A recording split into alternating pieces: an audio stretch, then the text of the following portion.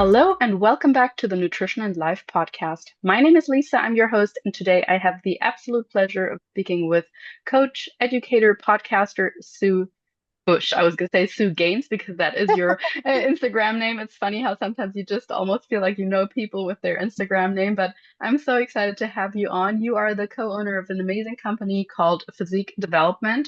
So I can't wait to talk to you about all the great things that you guys do. I would love to just introduce you or to have you introduce yourself here on the show first and foremost. But yeah, welcome to our show. Yeah, thank you so much for having me, Lisa. And I'm on the same page. Oftentimes, if I like meet someone and they're like, "Oh, I know you from Instagram," and they'll say what their name is, I'm like, "This is gonna sound really silly, but can you say your Instagram name?" Just because that's the name I'm constantly seeing if we're like chatting back and forth. So I still have people that call me Sue Gaines in real life. So it is a okay. It's funny because people think Gaines is like my maiden name of like it's spelled like Gaines. And I'm like, no, my maiden name is Strange. So completely different, but still a little odd as a whole. But thank you so much for having me on. I'm excited to be here. Amazing. Well, yeah, if you would like to start off just simply telling us how you got to where you are today. What brought you to becoming a coach, your own journey with training, perhaps with nutrition, all the great things. Yeah, I would say the thing that got me here was feeling extremely lost and very sad personally. I was in a spot going into college that I was lost as a person. I didn't really know what I wanted to do. I didn't have a good, strong sense of self. And I was in a place where I was very uncomfortable in my body. I was also dealing with IBS at the time, and I was very much so struggling with depression and anxiety. And I just had like really lost a sense of purpose or a way forward. And I had gotten to a point where I was just like, I am so unhappy and I want to do something about it. Like I had felt like I had just hit my rock bottom to the point where it propelled me to end up doing something about it. And I had been following along some different people on Instagram and on YouTube specifically, and seeing their journey. And I was thinking, I want to be able to make a change like this. And so I actually ended up messaging a girl that went to my college. She had a fitness Instagram. And I was like, I need help. I need someone to work out with. I want to be more into health and fitness because before that, I had tried to start my fitness journey so many times and just failed. It would be like all in for 2 weeks and then just giving up on what I was doing. And a lot of that came from just lack of knowledge and lack of education about what I was doing. I was just trying to, which in the general concept was correct, but I was just trying to work out really hard and eat less. So again, in the general concept of moving your body more and eating less is going to be able to make a change, but it never was sustainable for me. And I didn't understand how people did it because I was unhappy doing it that way. I was having to give up all these things that I love to do and love to eat, and I just couldn't make it stick in my life. And so once I got to college, I made that friend and we started to go to the gym together. And that's when I first started getting more and more consistent with the gym routine. And I absolutely fell in love with it. I fell in love with being stronger and seeing how capable I was. And it was the most empowering thing. And then I just started to learn more and more because it was something where before I never tried to learn about what I was doing. It was more so just like someone tell me the secret, someone tell me the answer, someone tell me exactly what you did so I can copy it and hopefully get the same result. But this is the first time that I felt like, oh, I want to learn more about this, understand this more because I'm like so on fire for what I'm doing right now. And I love this feeling of feeling capable, feeling empowered, and not feeling like I hate myself every time I look in the mirror. And I also want to put a little asterisk there that yes, it was something that I did really feel a lot of like hatred or self loathing towards myself when I looked in the mirror, but it wasn't just due to my physique. It was due to how I was living my life, how I didn't feel aligned with the life that I was living, and I wasn't doing anything to necessarily make me better. And that was something where I was constantly breaking promises I made to myself. I was constantly letting myself down, and that just led to like really low self-confidence and a lot of negative self-talk that just propelled into this self-loathing. And so it wasn't just, oh, I changed my body, so now I'm happy, which I think a lot of times that's how it can come off of like talking about how I didn't like myself and now I do, and my physique is different. But it's really about the actions, the mindset, and the path that I took to get there to really be able to be sure of the person that I was and really have a life that felt fulfilling as well. Because before I was in a spot where I just didn't know what I wanted to do, didn't know who I was. And then being able to leave college in a spot where I was like, I feel very assured of like what my path is forward as a person.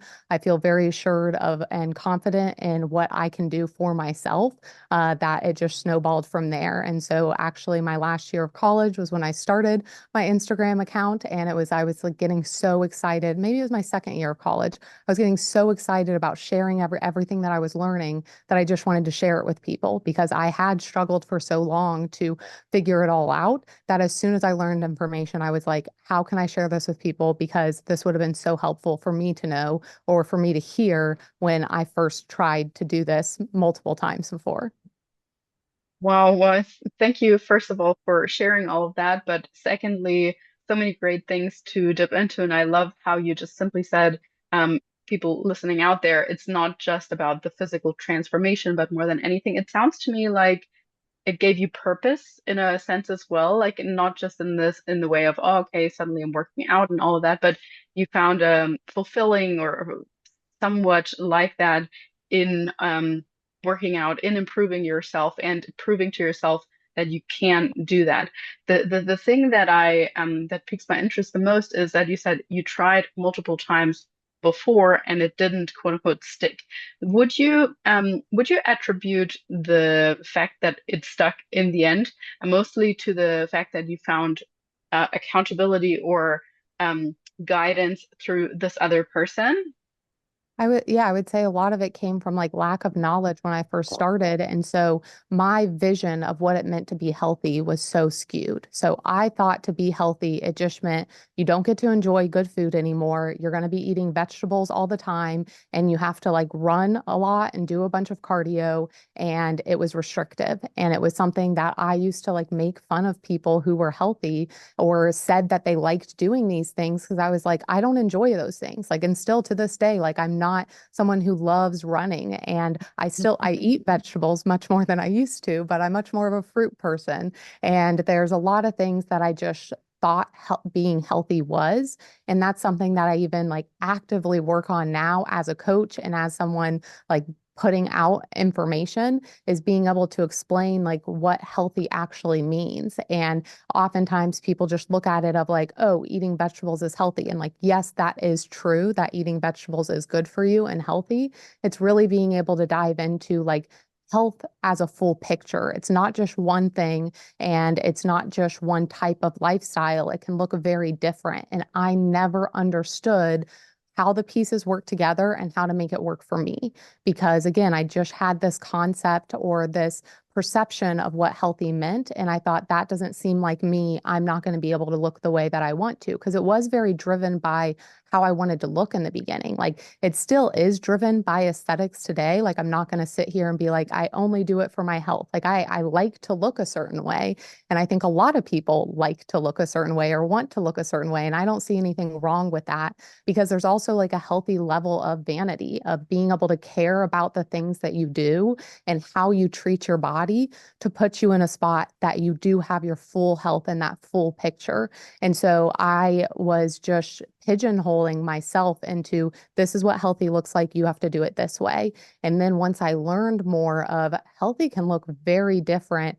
And I, again, had a really associated of doing a bunch of cardio with being able to get the physique that I wanted. And when I started really lifting, and I was working out at my school gym in college, and so it was mainly only men on the weight floor. And it was like a two-level situation, and the weight floor was on the first floor in the middle, and then it was like an opening, and there was like literally just treadmills all around looking down into the weight area. And so it was like all the girls were upstairs on the cardio machines, all looking down on the boys lifting. And so me and my friend, who she was a girl as well, is that we were some of the only girls down in the weight room. And we actually ended up making a lot of really great male friends, some that are still like friends in the industry, which is really cool to see from like college to now, of still being able to see them like really excelling and us having the connection that we did. But we had a lot of male friends that really were excited about us lifting. And there was, of course, negativity of like people saying, oh, we shouldn't be in there and all that jazz. But more than the negativity were people that wanted to help us or wanted to be like, oh, I'll spot you for this, or it's so cool that you're down here doing this. And I started to see my body change in a way, and I started to learn more about nutrition. And that hugely piqued my interest of learning about that nutrition and being able to see like it can be much more well-rounded. It's not that food is good and or bad. It's that we want to look at it more on a spectrum of there's going to be food that is more nutrient dense and food that is less nutrient dense. Then there's going to be food that is more calorically dense. And then there's going to be food that's less calorically dense. And it doesn't, again, mean that one is good or bad. It's just being able to look at the full picture instead of putting everything into a box.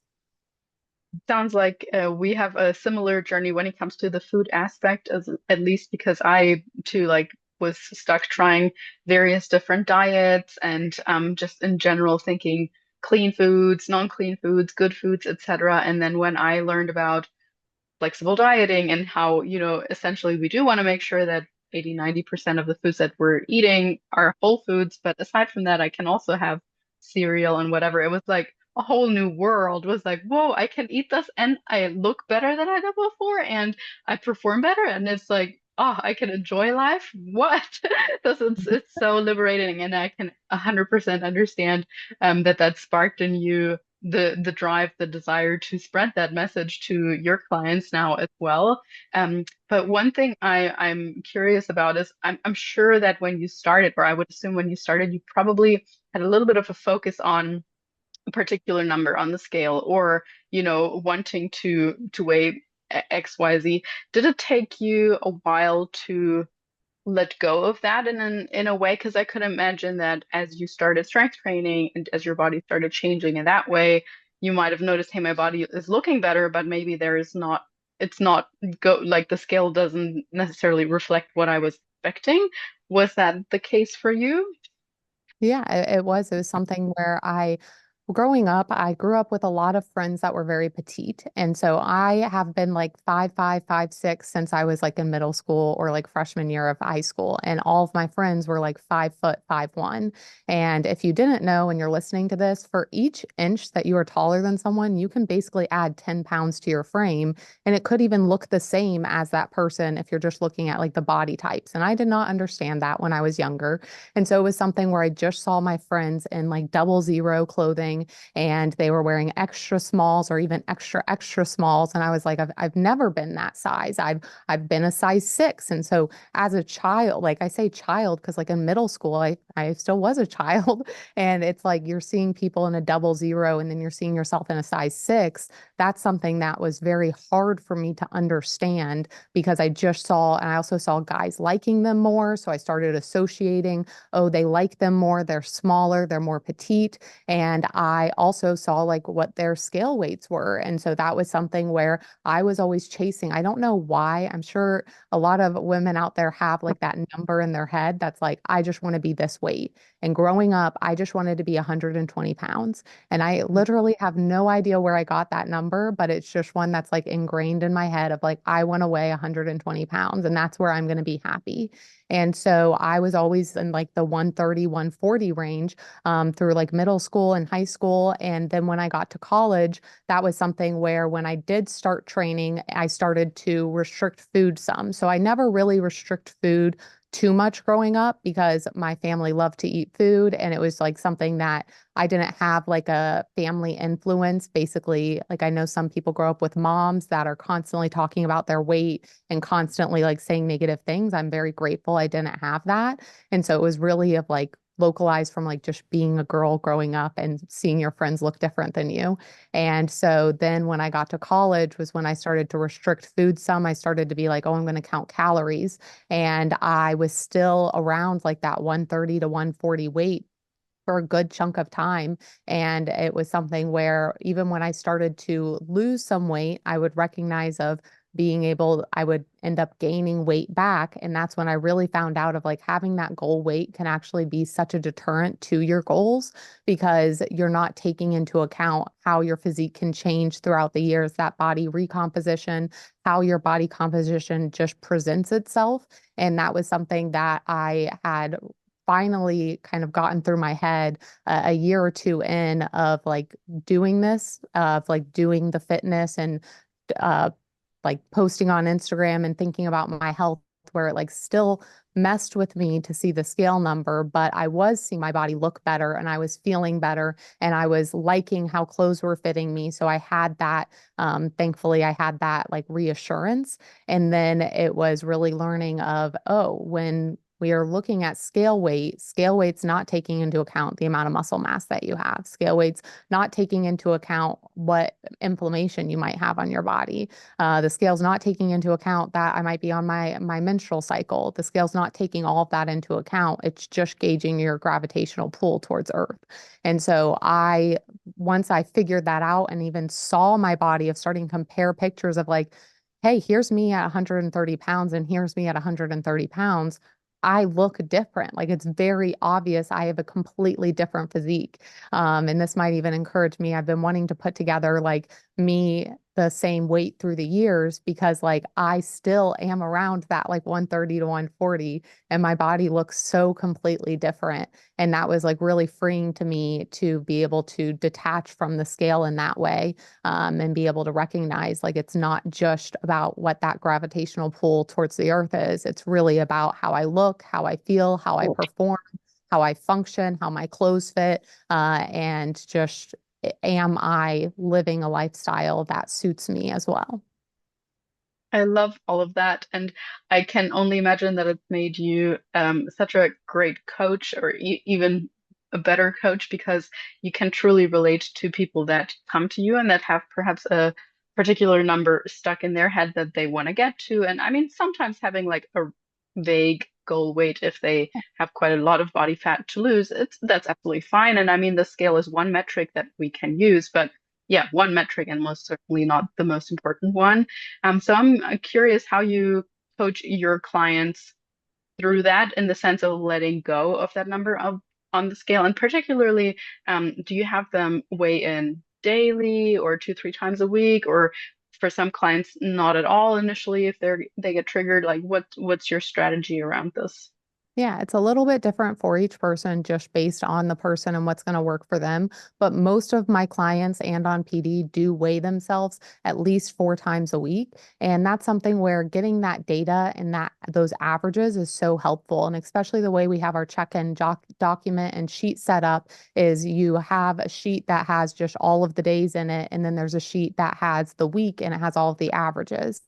And so that's something where I can record a video, talk to the client, be able to showcase the numbers, talk about the averages, and talk about how things are looking because we also have their progress pictures in there and we can compare their progress pictures. And so it's something where I love that you said it's only one metric with the scale because that is something I say often to clients, or saying that it's just one tool in our toolbox. And if we just use one tool, like you're not going to use a screwdriver to hit a nail into the wall. That just makes no sense whatsoever. And so gauging yourself also on a ruler that doesn't make sense for you of, hey, if I'm trying to gain muscle and then I'm getting upset that the scale weight is going up, you need to understand the correlation of that's the goal when we're trying to gain muscle, seeing that scale go up. Now, that's not meaning we just see it shoot up and any amount the scale goes up, that means we're gaining muscle. We want to go about it in a little bit more of a targeted way, but it is something where with the scale, I really gauge based off of their onboarding and if I took the sales call or not with the person. And if someone has expressed of like, oh, am in a place where I'm really wanting to lose this amount of weight, I really question them and challenge them of why they said that. So are you saying you want to lose that amount of weight because you've been that weight before and you want to feel that way that you did, or you want to fit into that size clothing? Because we can do that at different weights. You can feel and fit into clothing at different weights. So if that's your goal, then like let's look at that as a goal instead of just targeting it towards the number. But then I also go through the scale and why we might see fluctuations and for them to be aware of that. And I also talk through that in their check-in. So if a client expresses of like, oh, the scale went up, I did this wrong or whatever, I really try to like correct that and speak to them in where their headspace is at. Because if I, as a coach, just say, you're wrong, that's not an issue, let's keep going, then they feel invalidated. They're wondering what they did wrong still, even though you told them that that's fine, don't worry about it. So we really go of teaching about what's going on. So I'll go through and I'll be like, hey, you ate your last meal later the night before, you trained legs late last night, you ended up not having that great of sleep. That makes sense why the scale is up. And what I have found, which is like, I mean, I guess I was in the same boat years ago, is that most people don't understand the different variables that do affect their scale weight. And so they just see it. And that's also why we have people weigh themselves more regularly, is because if you just step on the scale every once in a while, you can see very drastically different numbers and then be like, oh my gosh, I'm not seeing any progress. And if you want to see progress, you have to track progress. Otherwise, you cannot gauge or see what progress you are making. And so, really being able to show these are what the averages are so that they can see, hey, on average, I'm still meeting where I want to go, even though on a day to day, it might not be going exactly down or exactly up. It's not going to be a straight line, but it is going to be a trend that we're looking at. So, it's not going to be linear, but it is going to be a trend that we're looking for. So, I really try to go through everything that the scale is going to be affected by. I talk through the different things that I see within their tracker of this is why things could be, down to, hey, your fiber was higher, or you got more steps the day before, or ended up that you had a stomach ache the day before, or whatever the situation may be. We're really able to talk through that. And again, I really challenge them to get to the bottom of, do you want to lose that amount of weight or weigh that specific weight? And what is the reason for that, so that we can actually get to the bottom of what your goal is.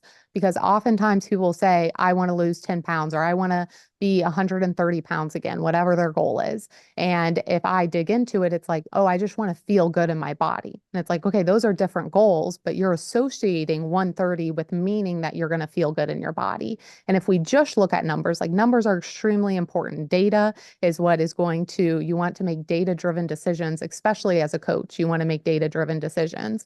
But if we just look at data and we're just focusing on numbers, then that can even lower the connection that you have with your body and being able to listen to how you actually feel. So if you're just gauging yourself and saying, well, I weigh 130 pounds and I weighed 130 pounds a year ago, so I didn't see progress.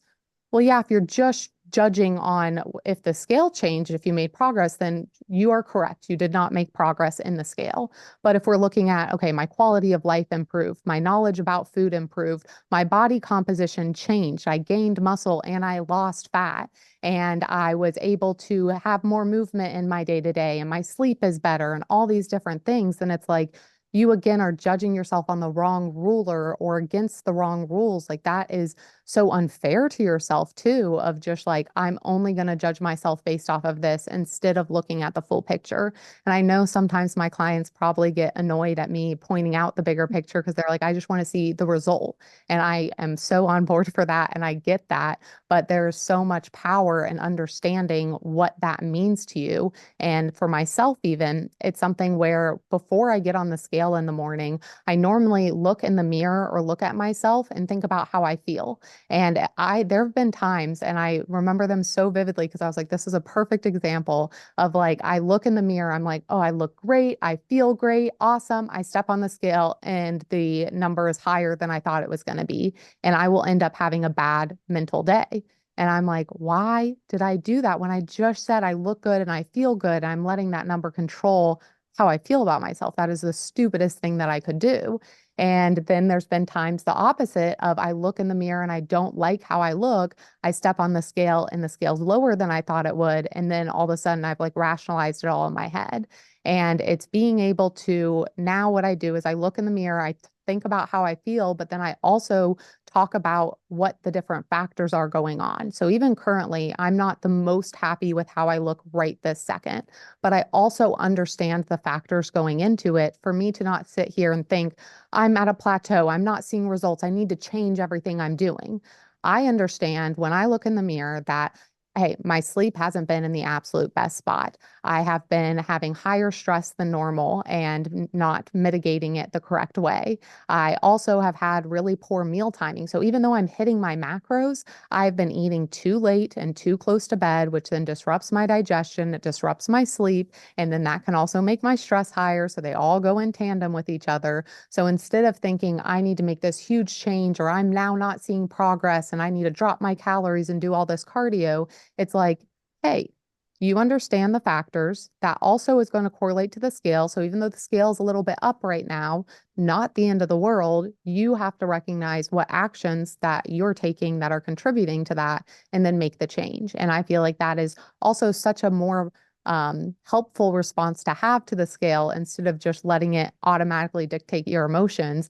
Because I can tell you, you can have a thought or you can have an emotion and not take it as a directive. So I can step on the scale and currently, right now, not feel the happiest with what I see on the scale or in the mirror and still not be taking a directive or taking an action from that in a opposite way. I can just say, okay, that's that. What am I going to do next about it? What is my next step to make sure that I'm still showing up for myself and my health, which also includes my mental health? And that's where people end up beating themselves up is they literally dig themselves into a hole for their mental health from getting down on themselves for something like what the scale says. And that's just not proactive at all. And if you took the energy that you take to beat yourself up to actually think of a solution forward or just move forward with what you're doing, I can promise you, you will make 100% more progress. So many great things to dig into. I mean, first of all, I couldn't agree more in the fact that most people misunderstand or don't know exactly what influences scale weight. So I definitely think that inflammation is one of the most underrated things, often caused by stress, caused by higher training intensity, etc. That is often not considered, or even things like, hey, I've got a cold coming on, or I've just had a tattoo, or like whatever you then later on find that out and you're like, oh, that makes total sense. Why didn't you tell me that straight away?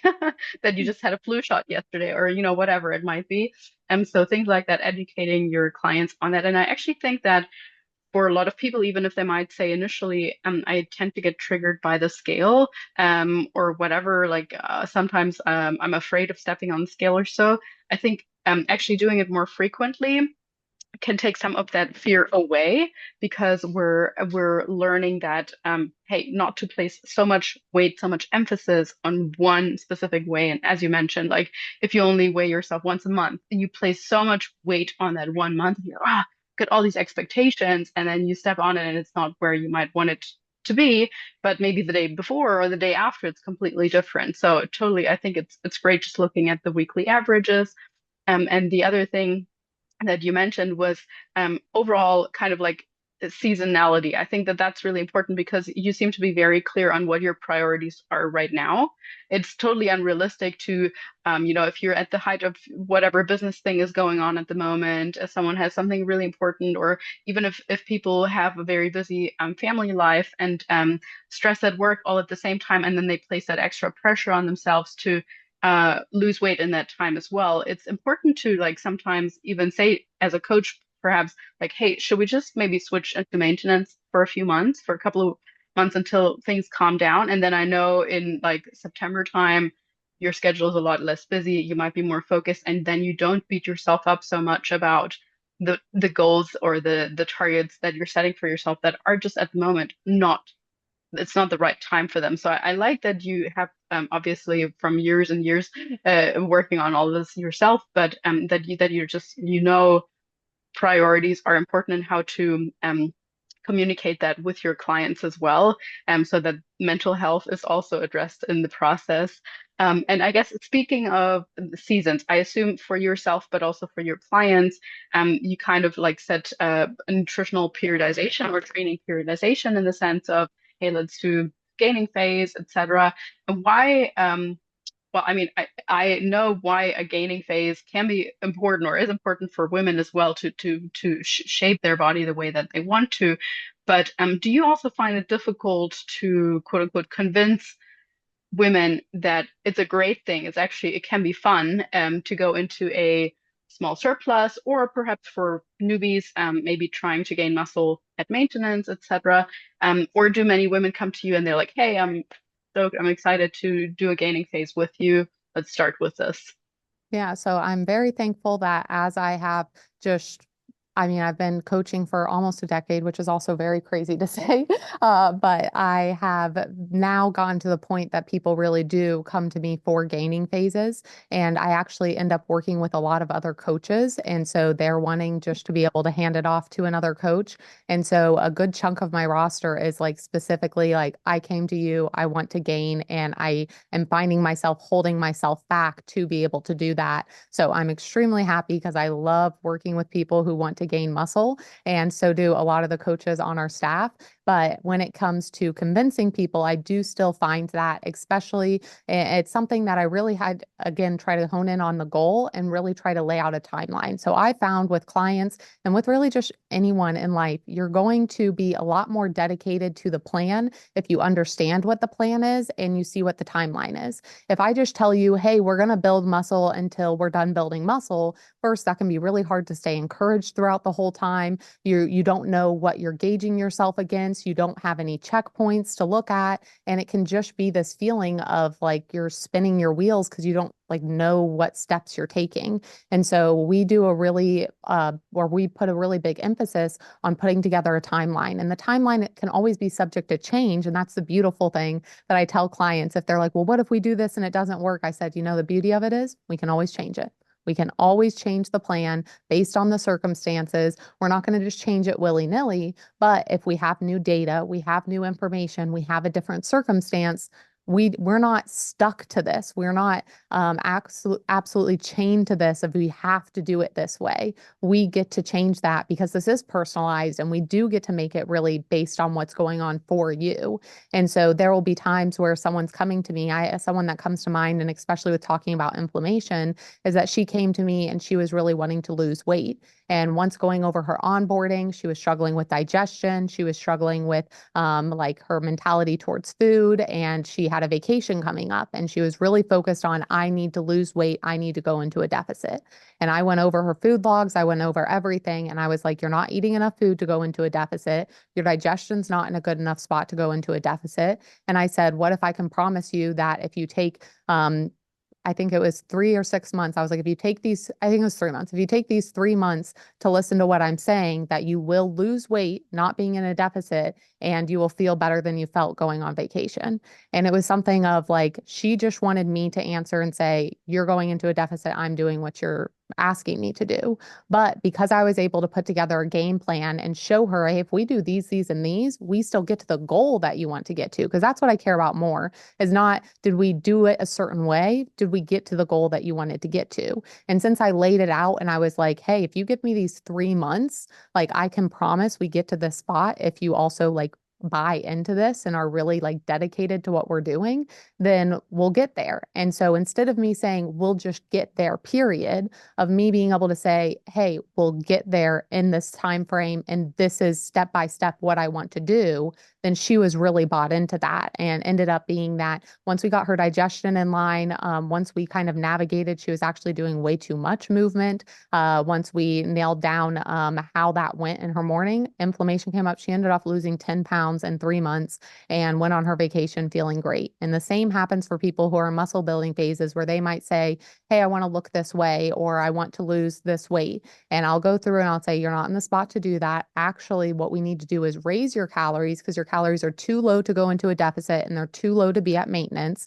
But this is what we're going to do. If I just tell a client, no, we're raising calories, period, how likely are they to understand why we're doing that, to be bought into what we're doing, to trust what we're doing, or to understand what we're gauging progress on?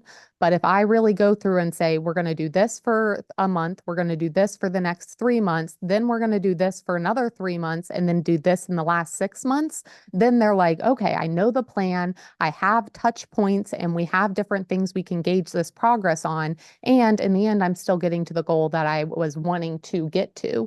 So I find that, yes, sometimes there is like some give and take within or some push and pull within making sure someone like understands what they need to do. And sometimes there are clients that are just more resistant to that. But more than anything, what I have found is if you can like show them and tell them and explain to them and also let them be part of the timeline. Like I really go through of what events do you have coming up? What does it look like for your daily life? What does it look like for your work life or your family life? What do these things going on? So I'm taking all of that into consideration. Then I'll present a plan and be like, what do you think about that? What are your thoughts? Do you have anything that you think would make this hard? Do you have any questions on this? So it's not that I'm just a dictator being like, this is the plan, we're going to do it. It's that I'm a guide and I'm there to be a part of the process. And it is collaborative, not to the point of I'm expecting you to work on your own plan, but it's collaborative in the fact of like, this is your life and this plan affects your life. And I want your feedback on how it's going. And that's even, I had a client that kind of wanted to switch goals for a little bit. And I was like, okay, let's put this in place. And then after a month, we're going to touch base because this is a new structure to how you've done things. And I really want to see, since you're in healthcare and you have a lot going on, does this actually fit your schedule? Because we're not going to know unless we try. We have to try. We're not always going to get it perfect on the first shot, but we're going to take the data to make sure the next time we try something, we are able to get it much closer or perfect to where we need to get it to. Yeah, that sounds like such a great way to go about it. And the education part, I think, is so, so, so key. I personally, for the first time in like ever, about a year and a half ago, or a little bit longer ago, I started my first conscious gaining phase. Before that, yes, my aim was always putting on muscle, but more at maintenance because, of course, I was afraid to put on fat and so on. So I said, hey, I really want to bring up my glutes in particular. I'm gonna lead by example as well and put myself into a small surplus. But I really had to inch my way up very slowly to build that confidence within me. And I did have a coach by my side for some of the journey as well. But it was so important for me to map it out and also to commit to a certain time frame because there were times throughout especially the first 6 months where I felt really uncomfortable, of course, especially around ovulation, etc. You don't feel so great, and then you have that inclination of, oh, I want to go into a cut.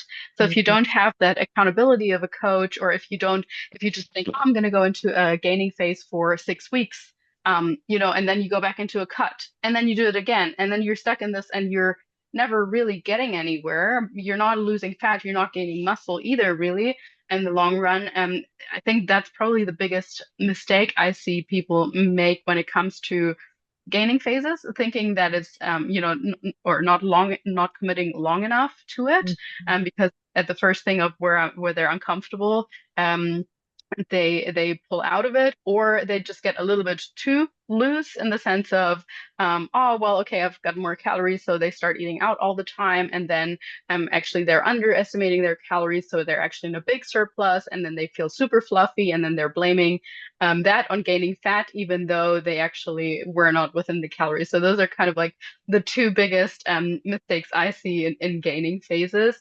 But I want to touch on the point of the gut health that you mentioned with this client as well, but also because you said when we started off, I believe you mentioned that you had gut health problems as well before you found the correct way of eating, so to speak. What was the solution for you for your personal um, gut health problems, or did they more or less resolve themselves as you became conscious of macros and yeah, learned more about diet? Yeah, so for myself, I do still have IBS and I do have sometimes that I struggle with digestion, but I was actually just talking to my husband about how it is so night and day different.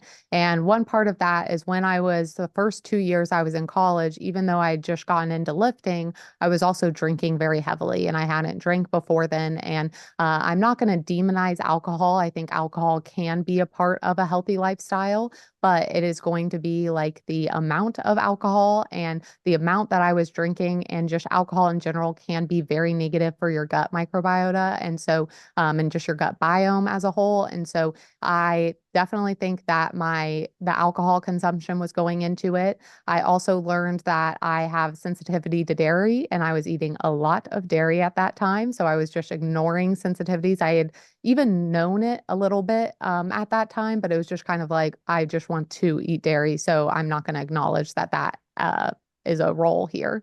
And then I was also struggling. I mentioned like depression and anxiety, and part of that was due to like me not keeping promises to myself. Like I think it's so powerful of like if you say you're going to do something, do it. Like like if you think about someone who's like flaky in your life, let's think about like a flaky coworker and you give them a job or they have something they have to get done and they never get it done. You're just going to stop trusting them with things. And the same thing happens for yourself. You're going to stop trusting yourself to get things done. You're going to stop having self-belief in yourself. You're going to stop having confidence in yourself. And it can be such a detriment to where your mental headspace is. So that me not keeping promises to myself, paired with drinking too much alcohol, paired with being around people that didn't care about me or my goals, and myself not caring about myself or my goals, and eating foods that I knew weren't serving me were kind of all culminating to really be a shitstorm, like literally and physically. Is that what I'm trying to say? Um, whatever. But I know figuratively, what I was like, it's not physically, figuratively. But I ended up I had a colonoscopy like at the in my senior year of high school or freshman year of college, trying to figure things out. And really like me just getting to a spot where I'm dairy free now and I don't really drink. That's just my own personal choice. Again, I don't like want to demonize alcohol. And I don't like to say things are like good or bad or off limits, but understanding what role they play in your life and especially the amount that you have them. It just wasn't something that aided to me, but also it was a lot of like stress mitigation and my meal timing, how fast I was eating. Like I was eating food so fast and not chewing it. And that was contributing to like a lot of my gut issues. So I am in a night and day place of where I was. Also, like even having, I know it sounds silly, but talking about my client and myself of like having a bathroom routine where I find that for some clients, the client that I talked about that had the inflammation and the digestive issues, it was something where she was um, waking up in the morning and immediately after waking up, immediately going to cycle and then cycling like a HIIT class for like an hour. And it was like in her own home. So it wasn't even like, okay, I get to drive to the studio and then get started. It was like immediately roll out of bed, immediately go do a cycle class. And she was talking about how she would never be able to go to the bathroom before work. And I was like, you don't give yourself time to go to the bathroom. And not that you need to allow yourself an hour to go to the bathroom, but if it's literally every second is planned out of I wake up, I immediately cycle, I shower, I get changed, and I leave for work, when do you think you're going to go to the bathroom? And so even just the fact of like, hey, give yourself, and for starting off, I was like, give yourself 30 minutes so you don't feel rushed. You don't feel like it might only take 10 or 15 minutes or even less, but just so you're not rushing yourself.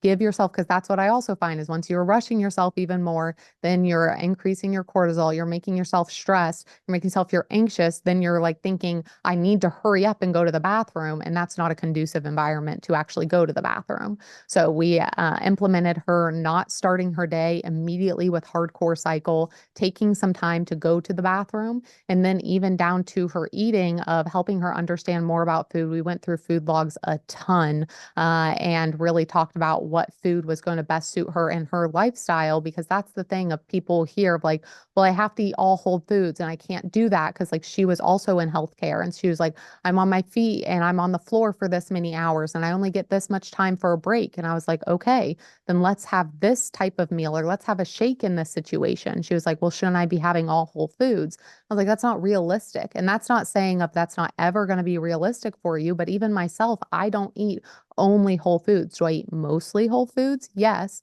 But I also am realistic of I would rather you have a shake than not eat at all. Or I would rather you have a shake than just have a bag of chips because that's all that's available to you. And so it's really being able to look at things of like that good, better, best of how it can fit into your life and what is sustainable and maintainable. Because if you can't do it repetitively, if you can't have consistency, then it doesn't matter. If it's best case scenario to have whole foods, but you can't have whole foods consistently, then it literally doesn't matter. If you can have whole foods most of the time and then maybe still have some different snacks in, and you can do that consistently, that's what's going to get you results. And so it also was working on, she was like not eating throughout the day and then saving a bunch of food for night, eating a lot before bed. So we really just redid how she thought about food. We really went through what her food schedule looked like, what it looked like for how social she wanted to be and still going out to eat. So that's something big I talk about with clients because people end up thinking, again, it has to be restrictive. Now I can't go out to eat or I can't eat these certain foods. And it's like you still can. It's just making the plan for that to allow it. Where, like I said, if you want to see progress, track progress, but it's also the aspect of like, if you want to stick to something or reach a goal, you're likely going to have a plan. Like goals aren't going to happen by accident. And if you think that you're just going to go through the day without a plan and without making any like pre-plan to do anything, you're not going to get to where you want. Like I can tell you any success that I have had in life has not been by accident at all. It has been very intentional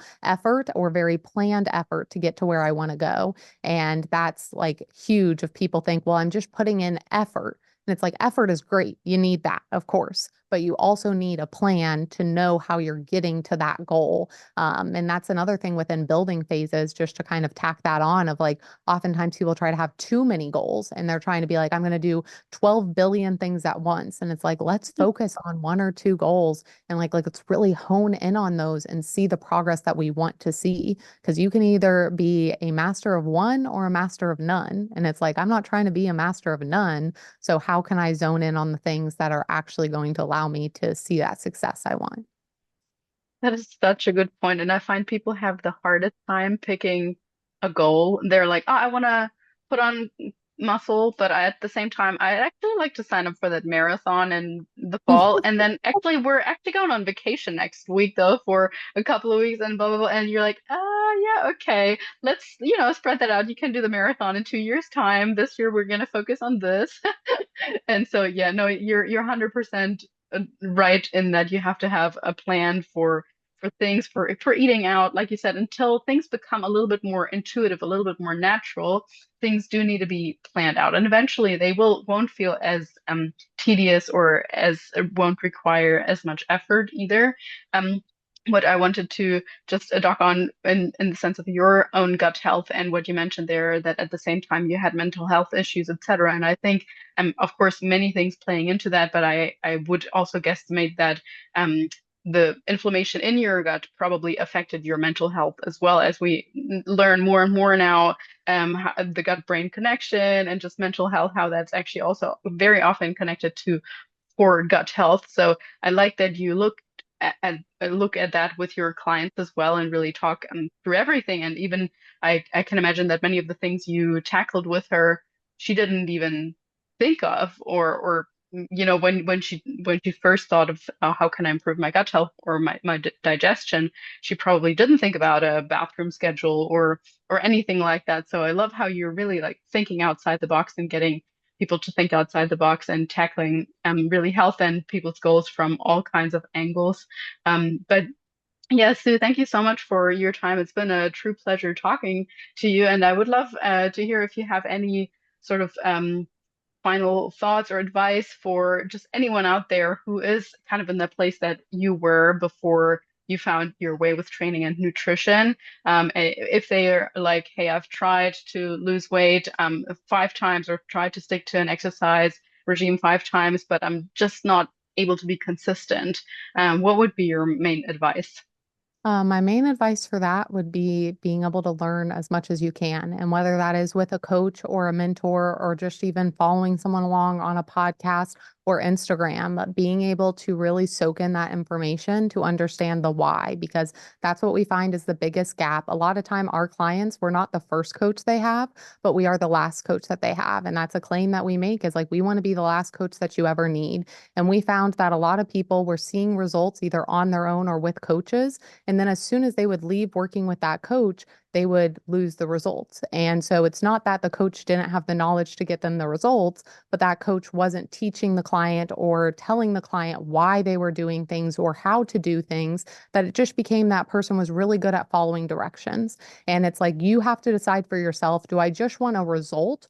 Or do I want a lifestyle that I can sustain? And I don't want to keep losing the same 10 pounds. I don't want to keep losing the same 5 pounds. I want to be able to understand my body and put it in a spot that I can live my life and have the different social aspects or family aspects or whatever, but still have how I want to look and feel. That the more that you can learn or have someone guide you, the better things are going to be in that.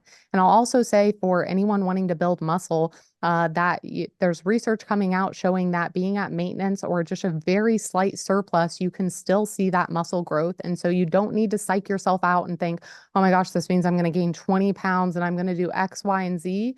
Like, as someone who also, like, I competed in the past, I competed for 6 years. I went through times of like losing 20 pounds and then gaining 20 pounds in an off season and losing it again. And like in a way that I like wasn't just losing the same weight, I was gaining muscle and then losing fat along the way. But it's something where you don't need to be in those big pushes. And especially like if you're not a competitor, like you're not going to need to push to those limits. You're going to also, again, want to make it work for your lifestyle. And if you find, hey, pushing to this amount of food or pushing this hard or making my whole personality about this for this time frame isn't realistic, then realize there's a different path there. There's not only one way to get to the goal that you want. Like I said, it's not about how you get there, it's about getting to that goal. And there's many different ways to go about that based on what your goal is. And if you have someone that you can kind of troubleshoot, work through those different goals to figure out, then that's only going to be helpful. And I'm not just talking about having a coach because I'm trying to get you to sign up for my coaching.